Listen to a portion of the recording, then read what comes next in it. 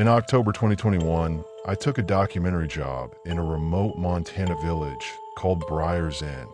I was filming stories from isolated towns before they were forgotten. It sounded easy. A quiet week, some interviews, good money. The woman who hired me gave one strange warning before I left. If anyone tells you to stay inside at night, listen. I laughed it off.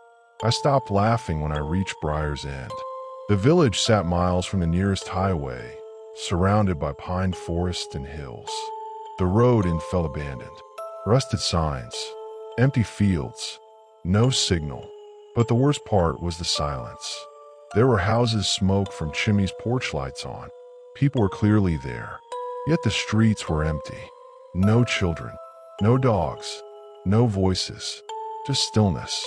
I checked into the only in Hollow Creek Lodge. The owner, Margaret Sloan, handed me a key and stared at me too long. "Don't leave your room after 11, she said. I smirked. That the local tradition? Her face didn't change. "You'll hear knocking. Don't answer." That killed my smile.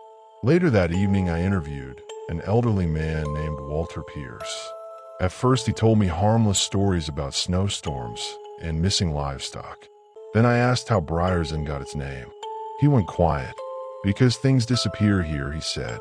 I thought he meant people moving away. He didn't. In 1968, 3 teens went into the woods near Miller's Ridge, Walter said. 2 days later, they walked back barefoot. Were they okay? Walter shook his head. They were alive, but something had changed. They stopped talking, stopped sleeping. Every night, they scratched at their own doors until their hands bled. A chill ran through me. What happened? They vanished within a week. Before I could ask more, something tapped the window behind me. Tap, tap, tap. Walter turned pale instantly. "You need to leave." His fear was real. I packed fast and stepped outside. The whole village had gone dark. Every porch light, every window, black. Then I heard it. Knocking. Slow. Hollow. Moving. Knock. Knock. Knock. It was traveling house to house. At the far end of the road, I saw something standing in the dark. At first it looked human. Then it moved. Too tall. Too thin. Arms hanging too low. Head tilted like it was listening. My stomach dropped. It took a step toward me. Then another. I ran. I sprinted back to the lodge. Behind me, I heard something dragging across the road, keeping pace. I burst inside. Margaret was already locking every bolt. "You were outside," she said. "I saw something." "I know." She grabbed my arm. "Go to your room. Don't come out, no matter what you hear." That night at exactly 11:43, the knocking started. 3 slow knocks on my door. Knock, knock, knock. I froze in bed. Then I heard a voice. My mother's voice. "Evan, open the door." My chest locked up. My mother had died 4 years earlier. The voice came again, softer this time. "Please, I'm cold." Then the handle slowly turned.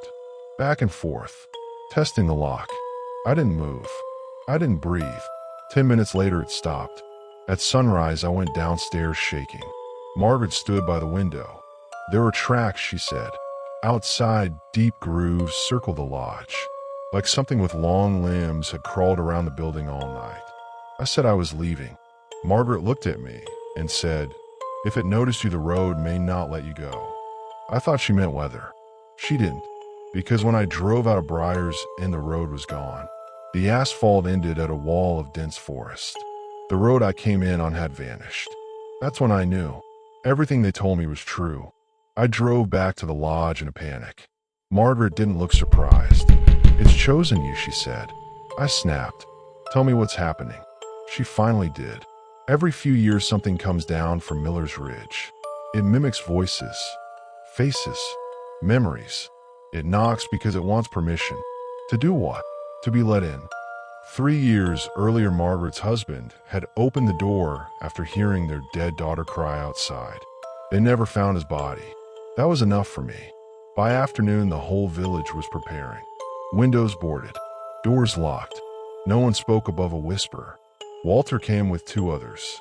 One was a broad man named Curtis Bell, carrying a rifle. "We're taking you to the chapel," Walter said. It's the only place it struggles to cross. At sunset, we walked uphill, through freezing wind, to an old chapel near the tree line. It was small, rotting, and silent.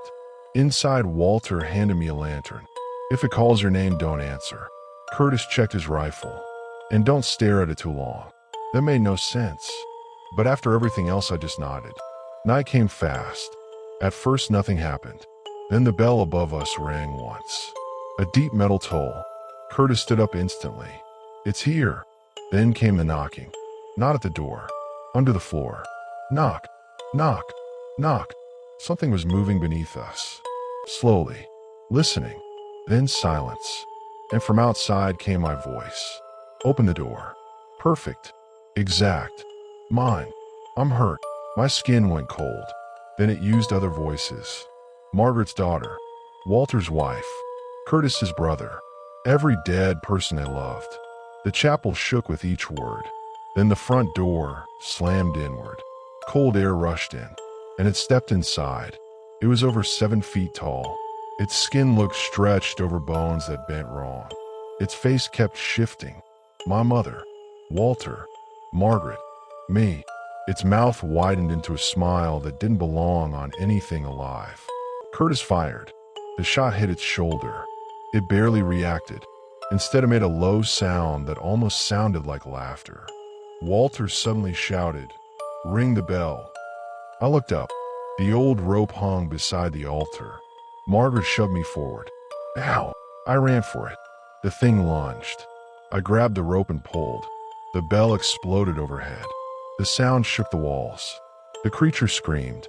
Its face started flickering faster now. Dozens of faces. Missing villagers. Lost hikers. People swallowed by the woods. I pulled again. Another deafening ring. The thing staggered back, clawing at its own head. Again. Again. The chapel shook. Lantern glass shattered. Dust rained from the ceiling.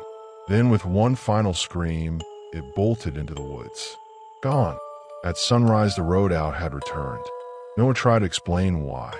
They just told me to go. So I did. I drove 6 straight hours before stopping. Later, when I checked my footage, almost everything was corrupted, except one clip. My hallway. 11:43 p.m. My locked room door. And standing outside it was me. Perfectly still. Smiling.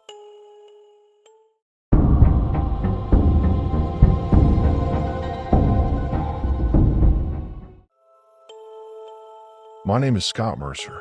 5 years ago, I took a short repair job in a remote Montana village called Briar's End. My company sent me there to inspect old power lines. It was supposed to take 3 days. I needed the money, so I didn't think twice. Briar's End was small. Around 30 wooden houses, one muddy road, endless fields, and pine forests so thick they blocked half the daylight.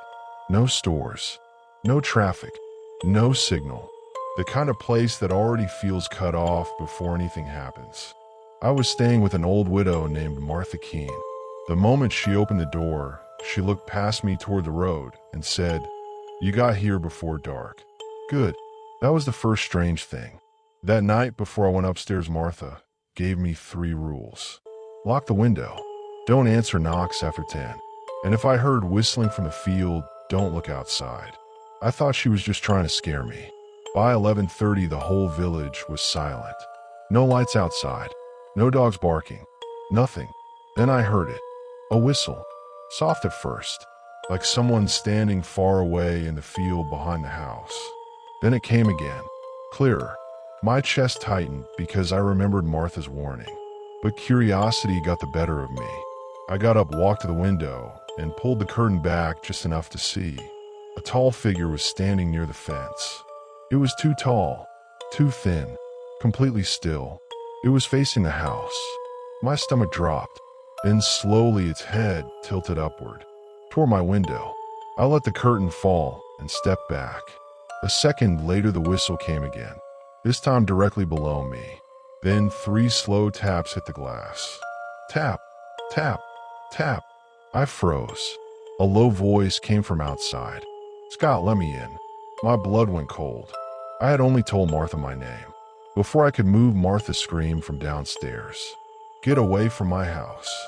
I heard a loud metallic bang, then silence. The whistling stopped.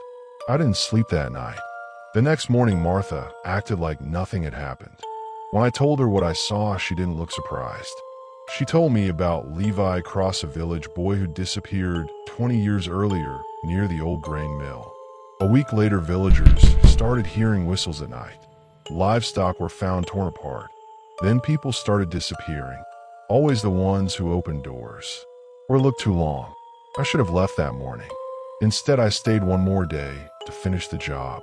That afternoon, I was checking power lines near the forest with a local man named Trevor Haynes. He was quiet, but when I asked about Levi, he stopped walking. "My brother saw something in these woods when we were kids," Trevor said. It stood between the trees and smiled at him. He looked into the forest. "My brother drowned himself 2 months later." Before I could respond, we both heard it. A whistle. Close. Trevor's face turned white. "Run," he whispered. Then something crashed through the trees behind us. We ran without looking back. Branches snapped behind us. Whatever was chasing us moved too fast and too lightly to be human. It sounded wrong, like something gliding over the ground instead of running. Trevor was 20 feet ahead of me when something yanked him sideways into the brush so hard his boots flew off. His scream cut off instantly. I stopped. Then I heard wet chewing sounds from the trees. My body told me not to look, but I did. Trevor was on the ground, twisted unnaturally. Crouched over him was that thing. Its limbs were too long. Its skin looked gray and stretched tight across bone. Its mouth was packed with crooked human teeth, pulled into a grin that looked too wide for its face. Then it looked at me and smiled wider. I ran. I barely remember getting back to Martha's house. I stumbled through the door, shaking so badly I could barely speak. "It took Trevor," I said. Martha only nodded like she already knew. She pulled out an old tin box filled with newspaper clippings and missing person flyers. One old photo showed Levi Cross as a boy already tall and strange-looking, standing near the grain mill. Martha believed something in the woods had taken Levi years ago and brought back something else. That night, she nailed the door shut, spread salt across the windows, and handed me her late husband's shotgun. "Will this kill it?" I asked. "No," she said, "but maybe it'll slow it." At 10:17, the whistling started again. This time it circled the house slowly. Then came the knocks. Front door, back door, upstairs. Then I heard my mother's voice outside. My real mother. "Scott, open the door." My heart nearly stopped. Martha grabbed my arm. "It copies," she whispered. The voice changed. "My sister." Then Trevor, begging me to help him. I was shaking so hard I almost dropped the gun. Then the kitchen window exploded inward. Glass flew everywhere. A long gray arm reached inside, fingers bending the wrong way as it clawed at the latch. Martha fired first. The thing let out a shriek so sharp it felt like it went through my skull. "Back door," she yelled. We ran into the storm. Rain hit like ice. The whole village stayed dark. Nobody came outside. They all knew.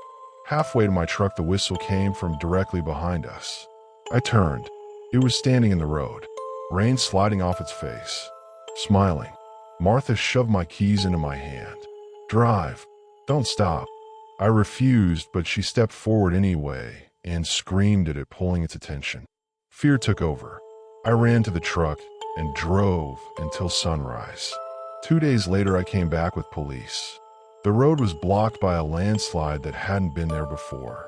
Search teams found no village, no houses, no church, no people, nothing, just open field and pine forest. Like Briar's End had never existed. There were no records of Martha Keene, no Briar's End on old maps, no trace of Trevor. But I know what happened, because sometimes even now late at night when the wind is still, I hear that same whistle outside my window. Soft, patient, waiting for me to look.